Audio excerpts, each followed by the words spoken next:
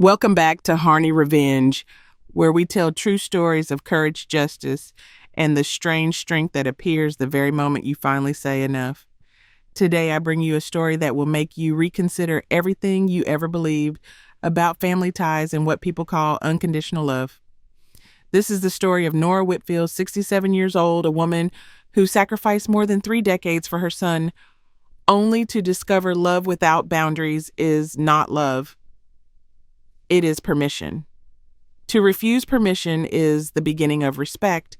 And when Nora reached her final boundary, she did not merely retaliate, she liberated herself.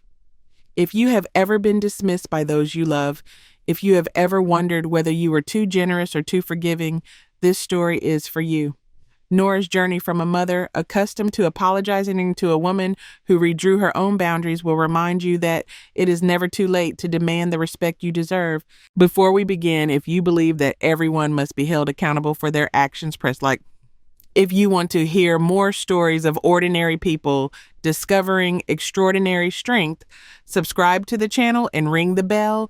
Your support helps us continue telling these vivid accounts of resilience and justice. And now let us step into the story of Nora.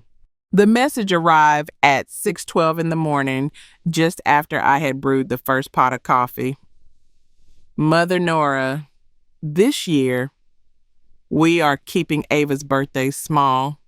I hope you understand if your name is not on the list. I'm Sloan.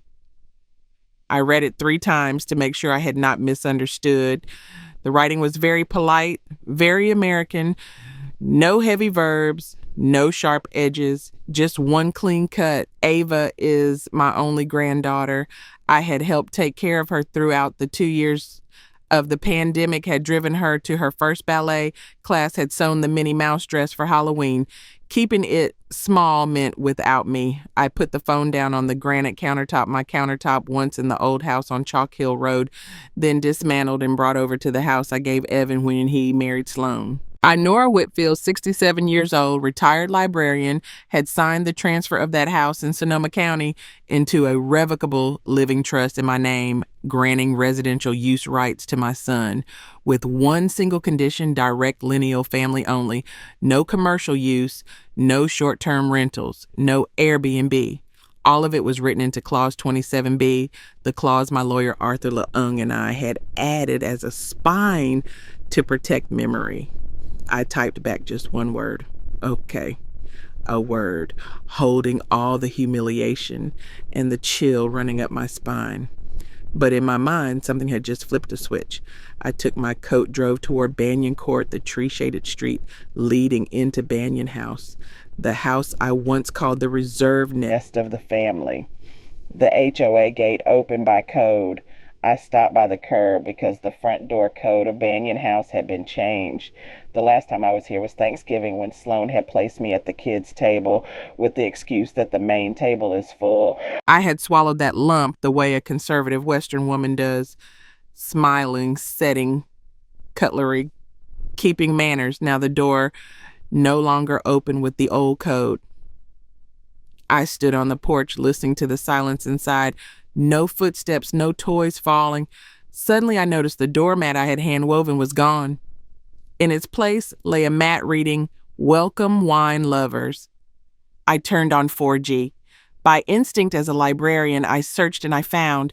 Airbnb appeared immediately when I typed Hillsburg family-friendly, newly updated kitchen near wineries. I hesitated, then tapped the photo of the kitchen with my gray-veined granite counters, the pendant lights I had hunted down in Petaluma, the red Le Creuset pots I had bought on Black Friday.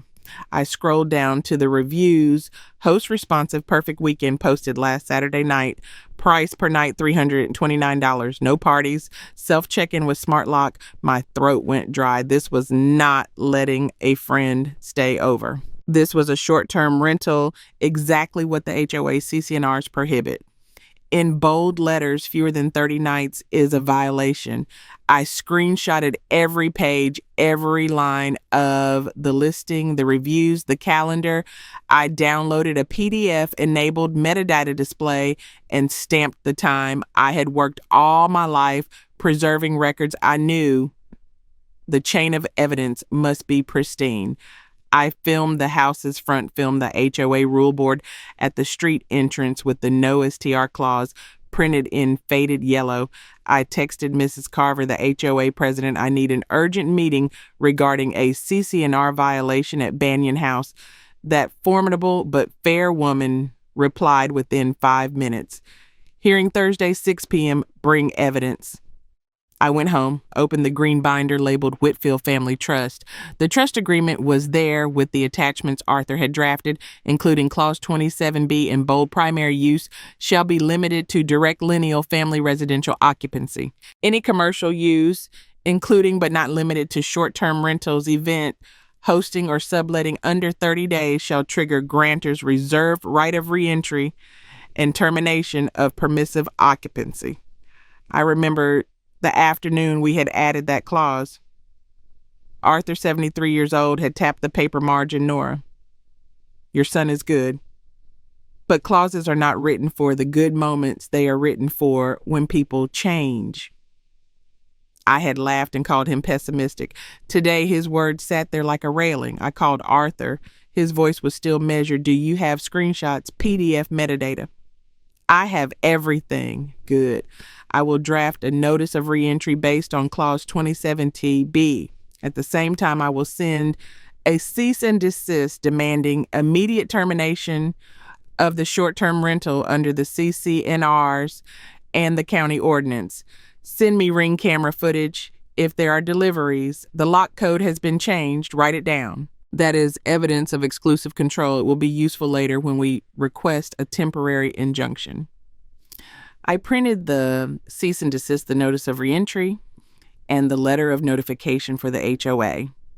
I placed everything into 3 envelopes, one for Sloan and Evan, one for the HO board, one for Arthur. I used certified mail, return receipt. The postal clerk attached labels, stamped, scanned the codes. All set, ma'am. Those 3 words, all set, opened a lid inside me, the point of no return.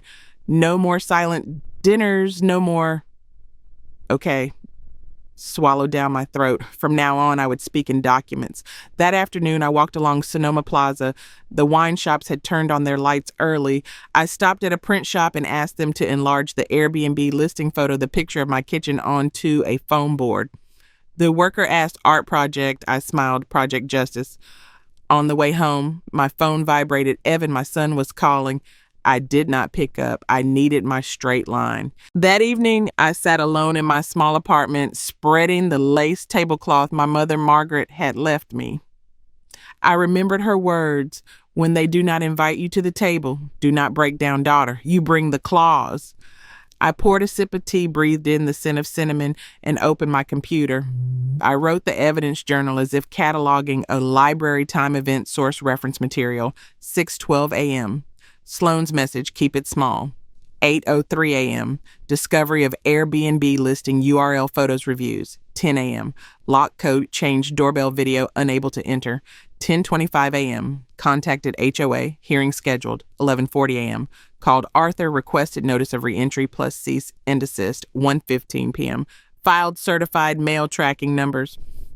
I signed at the bottom as I would on the spine of a newly restored book, Nora Whitfield. My hand did not tremble. From the moment my daughter-in-law wrote, hope you understand. I understood that I had paid for my chair too many times with silence. This time I would reclaim it with Clause 27B.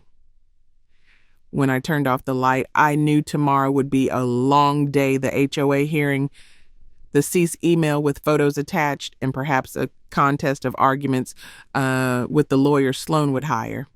But there was one thing I knew for certain, just as certain as the order of catalog cards in a library. Anger will cool, documents will heat.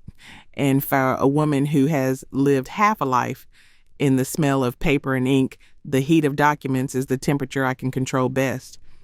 The point of no return had been marked with the certified mail stamp. Everything that follows will speak in law and in the way I sit down into the very chair I have already paid for. The HOA meeting room was inside the small clubhouse of the neighborhood with a low ceiling, fluorescent lights, a little cold, and a thick binder labeled minutes and bylaws placed at the head of the table. I arrived early. set up the foam board printed with the Airbnb listing of my kitchen, and placed it next to a stack of CC&R's printouts with the no transient use 30 nights section highlighted. Mrs. Carver sat in the center chair with the treasurer and the compliance officer on each side. A few minutes later, Sloan entered with a man in a gray suit who introduced himself as Pike, attorney. Evan came in last, his eyes avoiding mine. Mrs. Carver opened in the most HOA tone. This is a violation hearing under Article 9, enforcement. All statements will go into the record. She looked at me. Ms. Nora, please present. I spoke slowly with clear tone. The Banyan House belonged to the Whitfield Family Trust. My son was given permissive occupancy under the condition of Clause 27B. The HOA CC&Rs prohibit short-term rentals of fewer than 30 nights. Here's the listing photo, the reviews, the booking calendar. Here's the metadata. I added the photo of the smart lock instructions and the description, self-check-in with keypad at side door. The compliance officer nodded, noting the listing number and the date posted. Pike asked to speak. Madam Board, the house was an unconditional gift from my client's mother-in-law. Ownership now belongs to Evan and Sloan. The mother has no standing to interfere with its use. Mrs. Carver raised her head, her voice dry as paper. Attorney Pike, the CC&Rs are covenants that run with the land. Whoever owns or resides must comply. The question here is not mother-in-law versus daughter-in-law, but whether short-term rentals of fewer than 30 nights have occurred. I pushed the foam board toward the kitchen with granite countertops, pendant lights, the Le Creuset set. I handed over the printed review, perfect for a wine weekend. Great responsive host. Keypad check-in was easy. Posted last Sunday, the compliance officer requested more. Is there a booking calendar? I provided the screenshot for this month showing 3 free sun blocks already filled. Pike shifted direction. Those could have been family and friends sharing costs. Mrs. Carver arched an eyebrow. Friends do not book through a commercial platform, do not pay a cleaning fee, and do not leave star ratings. The board records the violation under Section 8.3, transient use prohibited. The decision was read immediately on the spot. A citation of $500 for the initial violation, a daily fine of $100 per day, if not cured within 72 hours. In order to cease, stop the short-term rental, remove the listing within 48 hours, schedule a compliance inspection with the property manager within 10 days. If it continues, suspension of amenities and the filing of a lien on the property under the bylaws. Pike requested an extension. The treasurer closed the binder. The CC&Rs are not decorative text. As we stepped outside, Sloan gave a thin smile. The code will change again. This environment is too tense. Evan murmured, Mom, but I only looked straight ahead. Tell your wife CC&Rs are not read with emojis. That afternoon, Arthur called the board, has issued fines. Good. Send me the minutes when you receive them. I asked him about Clause 27B, sir. He said I am drafting the notice of reentry in parallel, but let the HOA take the lead on the short-term rental. 1 arrow, 2 targets. I sent him the tracking showing the cease and desist had arrived in their mailbox that morning. 3 days later, the listing was less public but not fully removed. The calendar was blank, yet I caught an auto-forwarded message from a former guest accidentally sent to the email I had used for my test booking. We now accept direct payment via Zelle. Keypad code sent morning of arrival. Sloan had moved off platform to evade. I forwarded this to HOA compliance and Arthur. Arthur only replied, "Stay calm, the paperwork will heat up." Then the midpoint struck me squarely in the chest, not with a legal blow, but with betrayal documented in the ledger. In my folder, I had the renovation fund, $25,000 I had transferred to Evan last year with the memo nursery safety upgrades. I opened the statement, Home Depot, $3,480 smart lock keypad camera. Wayfair, $2,190. Sofa bed, Sleep 6 count, Target, $689. White towels, hotel grade. Amazon, $412. Welcome basket bulk. I matched the charges with the listing photos, the gray sofa bed, the white towel set, the identical welcome baskets. The nail in the coffin, an email 1099K from Airbnb addressed to Sloan Carr LLC, her short-term rental marketing company. Year-to-date payout over $18,000. My renovation money had been turned into staging for the listing. I captured everything time-stamped and placed it into Exhibit M. That night, I sat for a long time before my mother's lace cloth.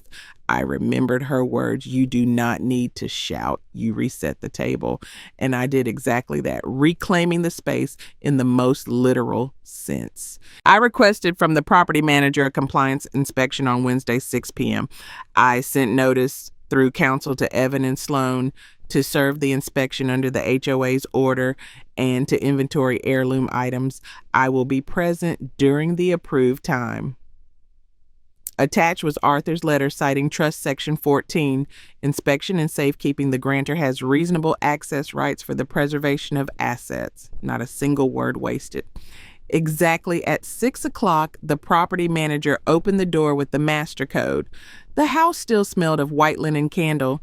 I, a librarian, entered as if stepping into an archive, eyes scanning details, gloves on my hands, body camera switched on. I inventoried Margaret's wall clock, the set of blue porcelain bowls she left. But I also brought something Sloan did not have: the women. 5 single mothers from the neighborhood: Paula, who works night shifts at the hospital; Rachel, a teacher; Amani, who sells online; Carmen, a child care worker; June, who drives a school bus. Arrived precisely at 6:20. They brought salad, soup, brownies. I set the dining table with my mother's lace cloth, placing at each seat a small card: reserved for respect, no music, no wine, only chicken soup, toasted bread, the sound of spoons touching bowls, and stories about children, bills, and silence. The property manager sat at the counter recording the minutes. We did not stay overnight, did not post public photos, did not turn the house into a performance. Only 1 hour, reclaiming spirit within the approved inspection window. When the dinner ended, I gathered the place cards. I looked around the kitchen I had paid for, now lit because of those who respected a meal. No one said, "Hope you understand." No one changed the code because of tension. We washed the dishes, dried them, and put them back in place.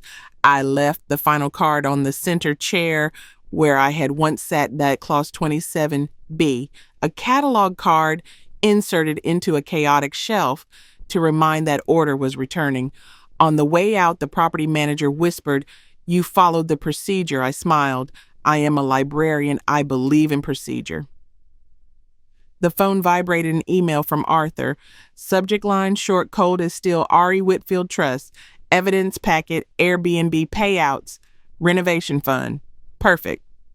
Tomorrow morning, I will issue the formal cure demand to their side and send a copy to the board. After that, we moved to notice of reentry. I silenced the phone, drove home through the Sonoma night wind. I no longer hoped to be invited. I invited myself through the clause I had written, through the evidence I preserved, and through a meal for women who had never had a seat at the polished tables. The midpoint of this story was not an explosion, but a very soft click, the old lock closing, the new lock opening, by law, by dignity, and by my mother's lace. In the second half, I would no longer defend, I would attack with paper. On Monday morning, Arthur sent a single line: "We file ex parte this morning. Bring the original CC and Rs and the minutes." I went to the Sonoma County Superior Court with the old blue briefcase, the kind that had followed me through thousands of library catalog entries.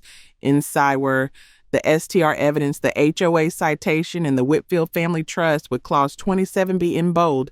I did not tremble. I only heard the fountain pen tapping a rhythm on the spine of the notebook. Courtroom 12 was as empty as a library open early. Arthur whispered, "We request a temporary restraining order and an order to show cause for preliminary injunction to prohibit CR immediately and to allow temporary reentry in order to safeguard assets under the right of reentry you reserved in clause 27B. Rely on the HOA citations to prove breach and irreparable harm." I nodded. I knew every word by heart. The judge read quickly through the summary of events and then looked up. "Mrs. Whitfield, you are the grantor and trustee of this revocable living trust. I am the settlor and the trustee, Your Honor.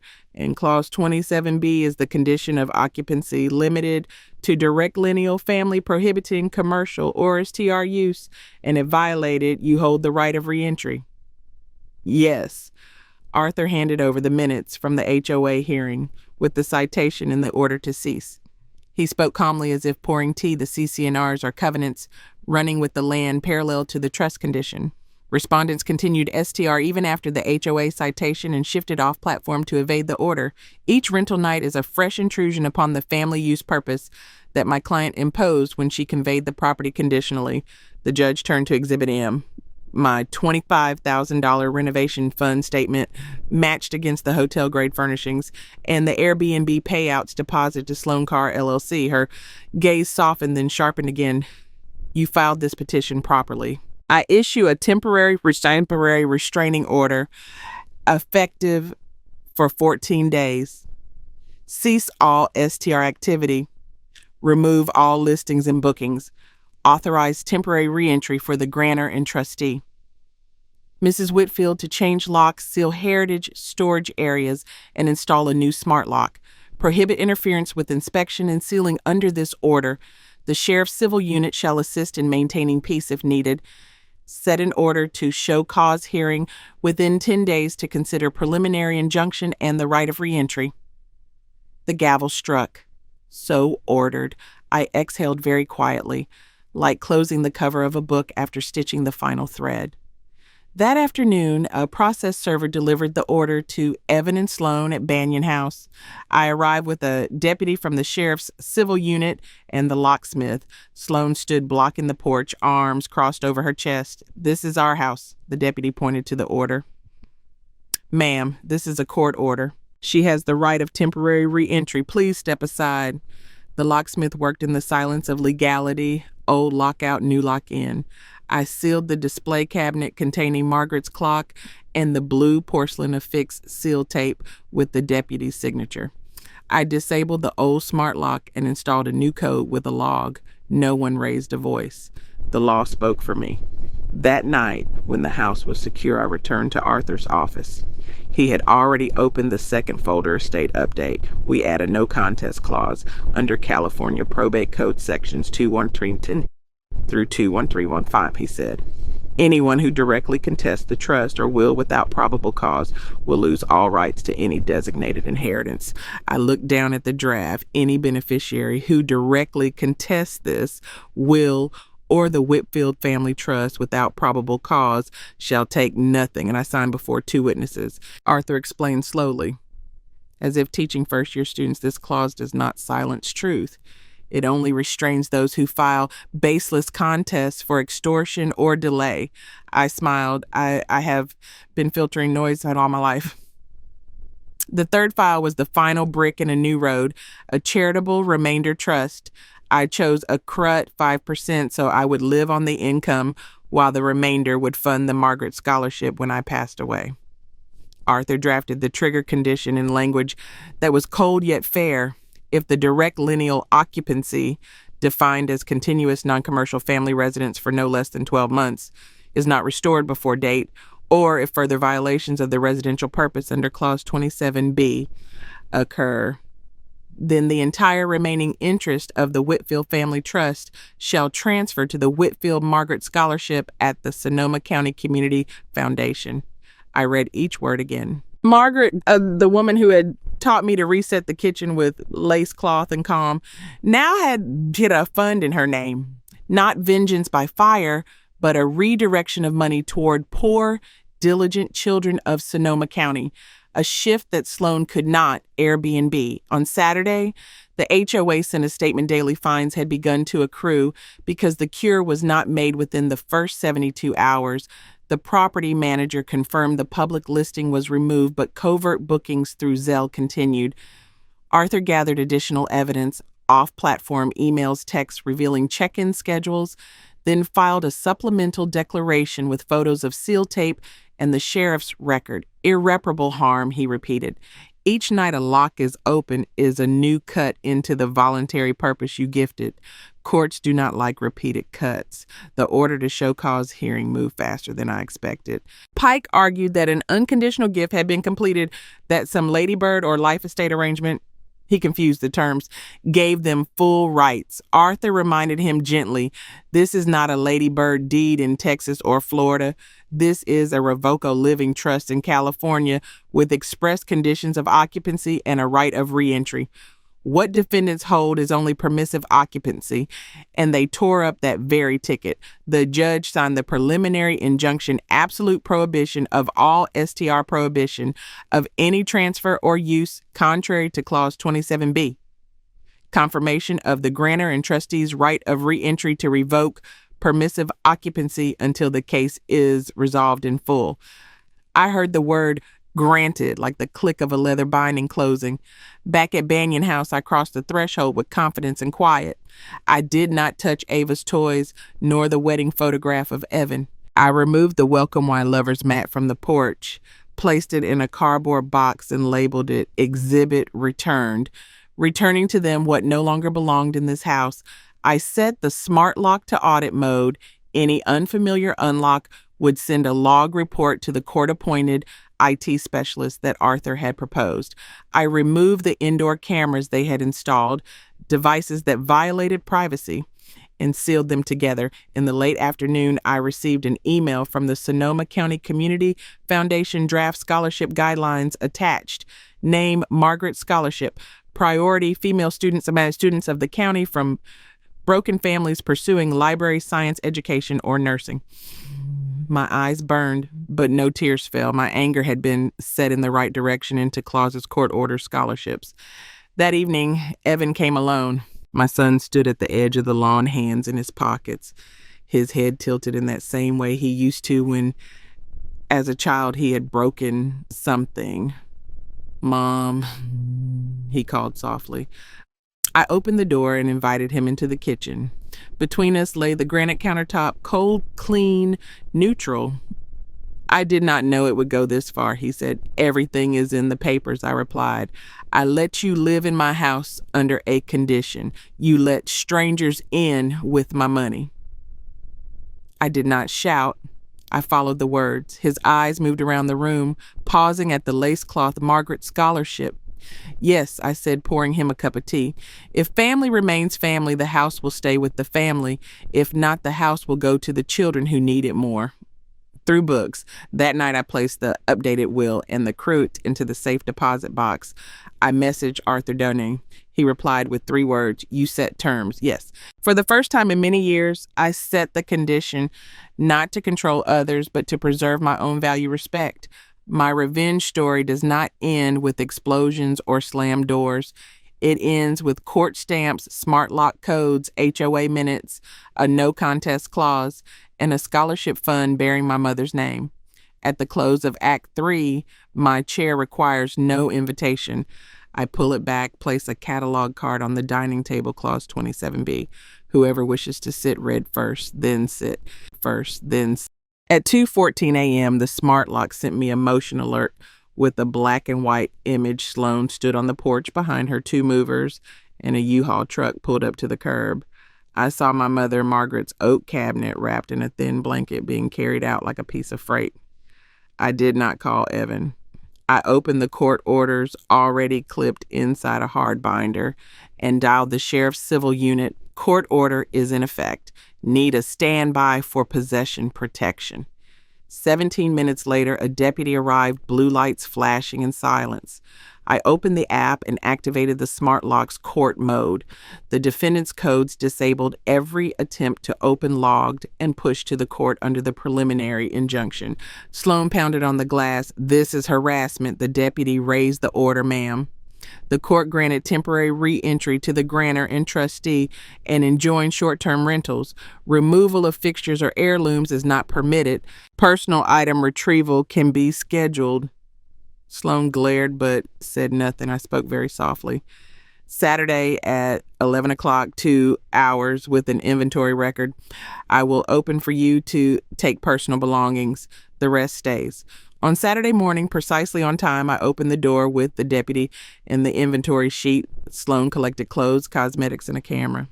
The oak cabinet stayed. The blue porcelain set stayed. Margaret's clock stayed. We signed 3 copies of the inventory. No one shouted. The court order was loud enough. The final hearing took place 1 week later.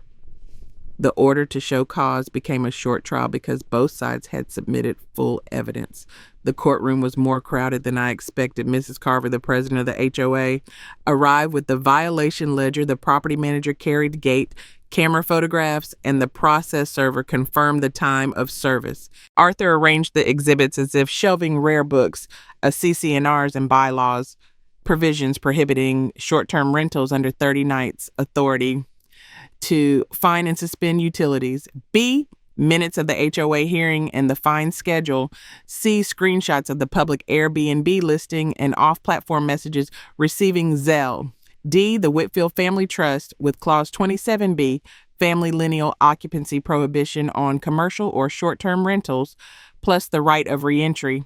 E, renovation fund statements matched to hotel-grade invoices traced to Airbnb payouts into Sloan Carr LLC. F, sheriff's log of temporary reentry in the sealing record. Pike Sloan's attorney clung to the refrain of an unconditional gift. He tried to pivot to family drama.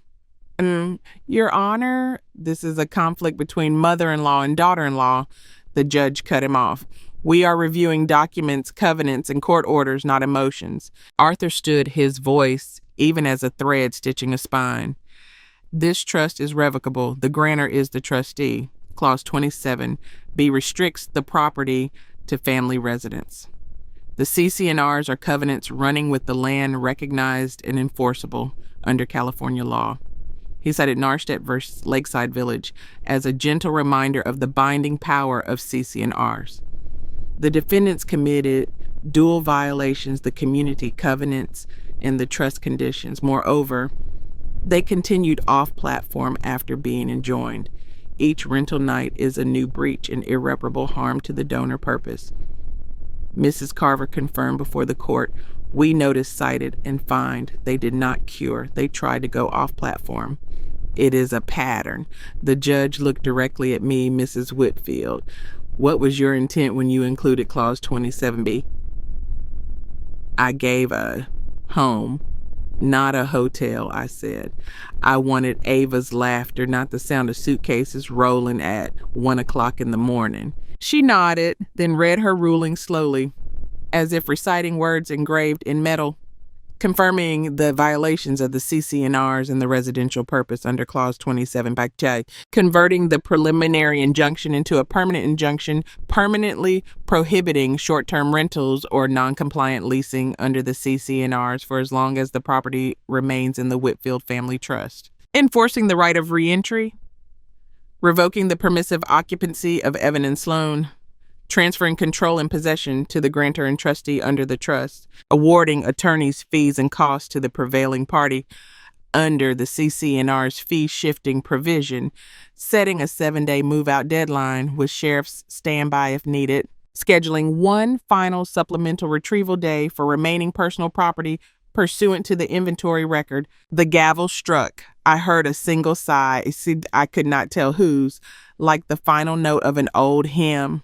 The house returned to the name written on the cover of the Trust Whitfield Family Trust trustee, Nora Whitfield. I did not sell. I signed a 24-month lease with Tasha Reed, a single mother who works night shifts as a nurse at Santa Rosa Memorial. The rent was set 20% below market in exchange for peace, a backyard swing for her little boy Miles, the living room shelves, and the rug where Ava once crawled left untouched. A special clause in the lease stated 10% of the monthly rent shall be automatically transferred to the Margaret Scholarship at Sonoma County Community Foundation. Tasha looked up after reading. Are you sure? I am sure, I replied. This house was meant to nourish good memories, not to feed bad pride.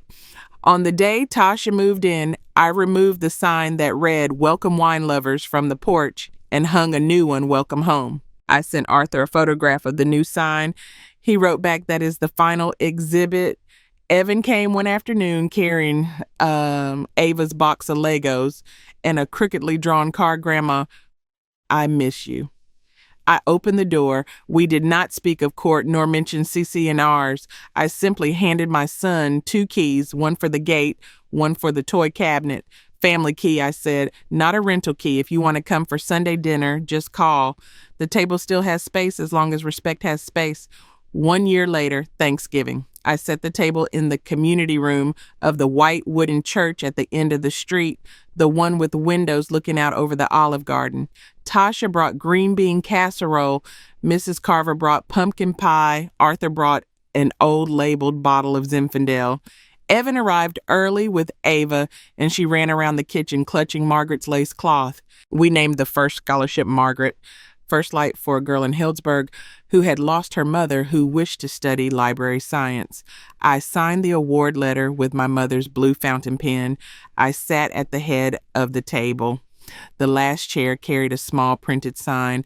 I had made myself place neatly reserved for respect. No one asked further. Ava tugged at my hand. Grandma.